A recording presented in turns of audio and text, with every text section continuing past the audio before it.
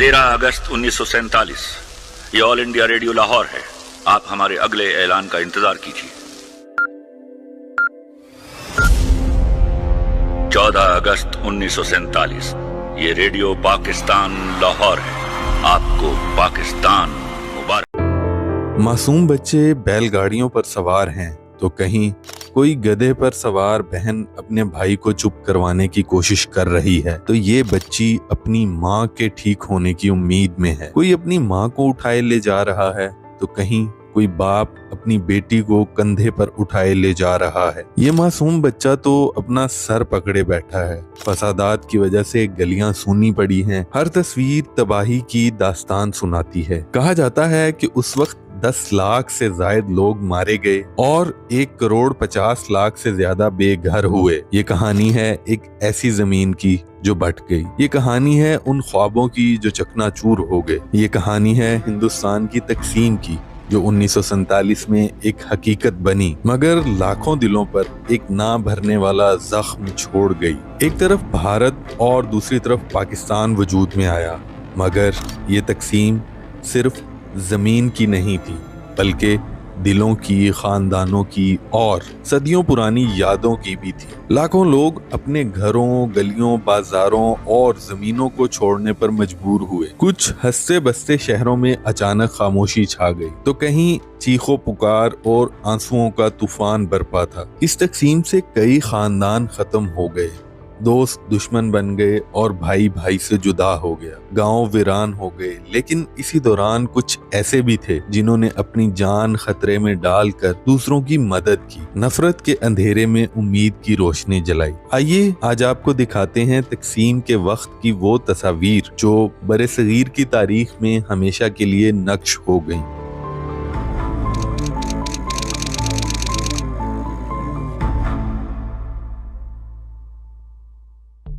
कभी इस खित्ते का नक्शा कुछ इस तरह का था और फिर 1947 की तकसीम के बाद ये खित्ता 2 हिस्सों में तकसीम हो गया।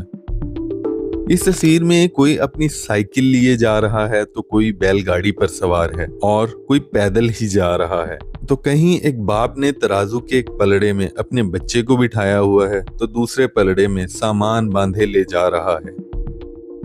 सदियों से इन इलाकों में बसे हुए लोग अपना घर बार छोड़कर नए इलाकों को चल दिए।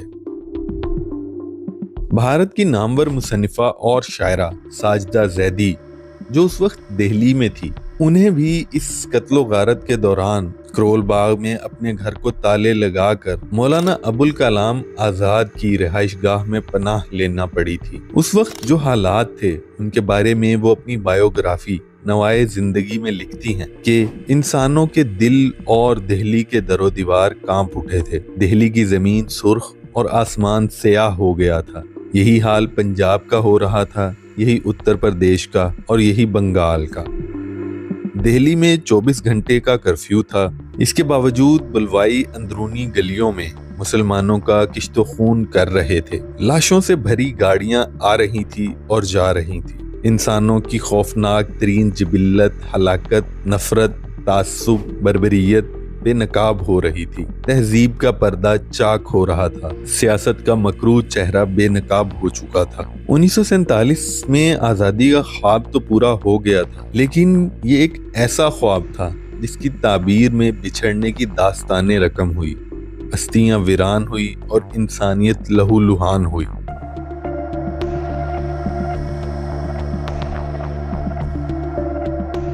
तकसीम हिंद के फौरन बाद पैदा होने वाले अंधोनाक हालात में भारत में रह जाने वाले मुसलमान इंतहाई मायूसी और उदासी का शिकार हो चुके थे। उनकी बड़ी तादाद अपनी जान बचाने की खातिर अपने घरों को ताले लगाकर हिफाजती कैंपों में डेरे डालने पर मजबूर हो गई थी। इनमें से कुछ ऐसे थे जो पाकिस्तान चले जाने के लिए एक अच्छे मौके का इंतजार कर रहे थे। ताहम अक्सरियत वो थी जो हिजरत करना ही नहीं चाहती थी लेकिन अपनी कौमी और सियासी शनाख्त खो जाने और अपने मुस्तकबिल को लेकर फिक्रमंद भी थे।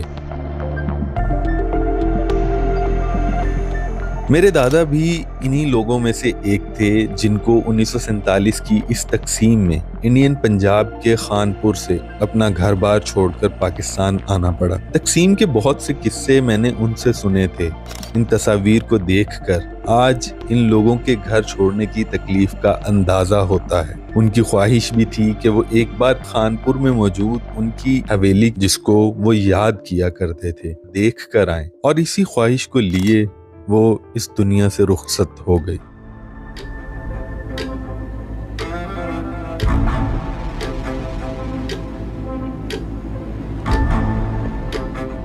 تو خیر، سرحد کی لکیر تو کھینچ دی گئی، لیکن آبادی کی منتقلی کی کوئی باقاعدہ منصوبہ بندی تو کی ہی نہیں گئی تھی، جس کا نتیجہ یہ نکلا کہ فسادات پھوٹ پڑے۔ بس پھر کیا تھا، نفرت کی دیواریں بھی کھڑی ہو گئیں، دوست دشمن بن گئے، ہمسائے قاتل بن گئے۔ پنجاب کے معصوم اور امن پسند عوام جو صدیوں سے ساتھ رہ رہے تھے اچانک وحشی درندے بن گئے۔ دونوں طرف سے خون کی ہولی کھیلی گئی۔ پنجابیوں نے خوب ایک دوسرے کا خون بہایا اور کئی لاکھ افراد لقمہ اجل بن گئے۔ اس کے علاوہ لوٹ مار، آتش زدگی اور آبرو ریزی کے واقعات سے انسانیت کی جس طرح تذلیل ہوئی وہ شاید تاریخ کبھی نہ بھلا پائے گی۔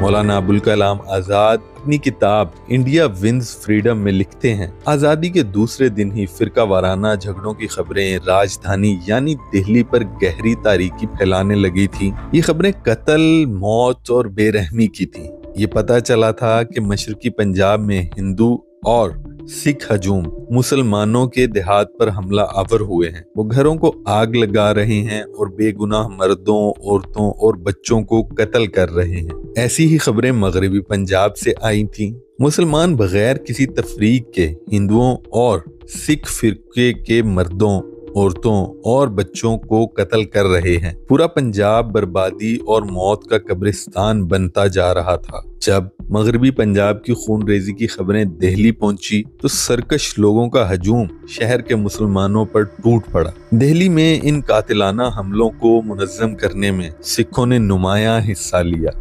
ان سب واقعات کو دیکھیں تو جو لوگ نہ بھی آنا چاہ رہے تھے وہ بھی یہاں آنے پر مجبور ہوئے، اور جو یہاں پر صدیوں سے رہائش پذیر تھے انہیں اپنا گھر بار چھوڑ کر نئے ملک کی راہ لینا پڑی۔ اس سفر میں بہت سی ٹرینیں روانہ تو ہوئیں مگر منزل پر لاشیں پہنچی۔ اس تقسیم سے اس وقت 10 لاکھ سے زائد لوگ لقمہ اجل بن گئے اور 1,50,00,000 سے زیادہ بے گھر ہوئے۔ نہ گھر رہا نہ زمین، لاکھوں لوگ خالی ہاتھ صرف امید لے کر نئے دیس کی طرف نکلے، مگر نئی زمین پر سب کچھ نیا نہ تھا۔ وہی غربت، وہی بھوک، وہی زخم اور وہی بچھڑنے کا غم۔